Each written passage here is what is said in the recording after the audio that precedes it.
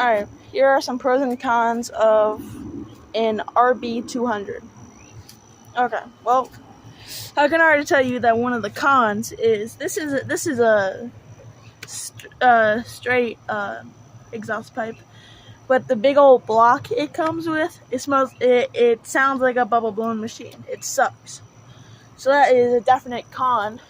But what's a pro about this is it's a pretty big bike. So you definitely want to be 5 foot and up range to, really be able to control this thing, at least in my opinion. And this thing will get you around soft sand no problem. As long as you got your center of mass in the middle of the seat, you'll be fine.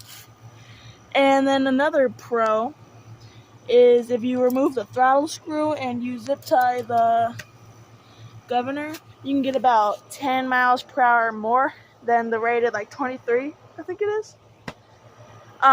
So that's a pretty good free speed buff. A con though is this headlight don't work for crap in nighttime. So you better watch out when night riding, because you won't be able to see even 5 feet in front of you. It's dim, it's yellow. In the new B200 models though, the new B200 models, I think the lights are better, but I don't really think so. No, I think they are, sorry. A pro is even with aftermarket parts, it's still extremely fuel efficient. This thing isn't even a gallon, and you can ride for 40 minutes and it'll only go down about that much. It's really fuel efficient. One thing I did have to say is, now it's not all the same for all the models, but I had to replace it with a 30 series because, well, for one, my dumbass didn't realize there was a bolt missing on my clutch, damn, whatever you want to call it. But yeah, so I had to replace it with a 30 series. I already had to get it to a shop first 2 months I got it, because the clutch key was sheared and I didn't know what to do with it. So what I want to tell you is, what I want to tell you is this thing is pretty much cool. It's pretty great for the money. This thing, same thing as the rb200. Honestly, I think it's the better option between this and the ct200, because this thing, I don't know, it has really nice front forks. Yeah, but maybe whenever you're going down the canal line, you might want to stand up. These things are pretty sturdy. They can hold you. You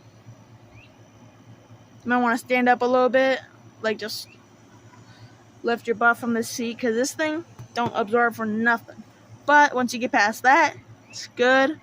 It'll take you up about anything if you give it a little love, a little slack, because these things come cheap. They're made cheap in China, wherever they come from. And yeah, some parts are gonna break, but that's with any that's with anything. So if you have a little know-how, a little bit of tools, and a little bit of money to replace parts, this thing could be really good.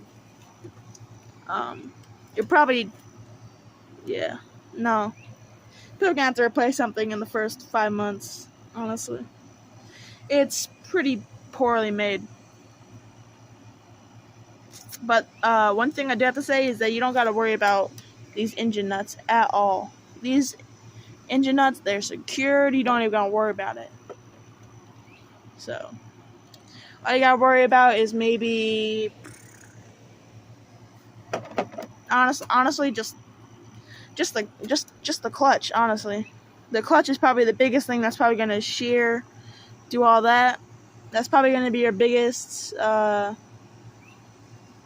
problem if you get one of these brand new. But yeah, I think that's about it. I haven't had any problems with it except for the original jack shaft. Once I got rid of that, all my problems pretty much went away. So yeah, honestly, if you get any of the Coleman models, I'm assuming Megamoto, keeps a little more care of their jack shafts. But if you get any CT200, rt200s, you might want to get a 30 series torque converter.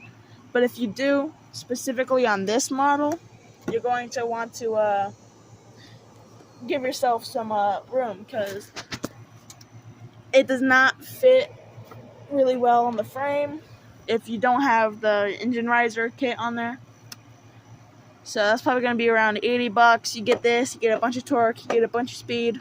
It's easy. You get rid of that old shitty jack shaft.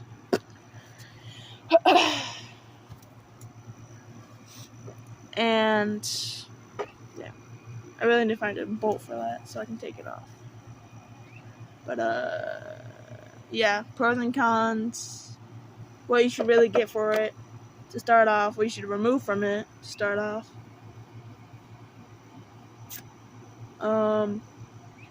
Yeah, that's really about it. Honestly, I would rate this thing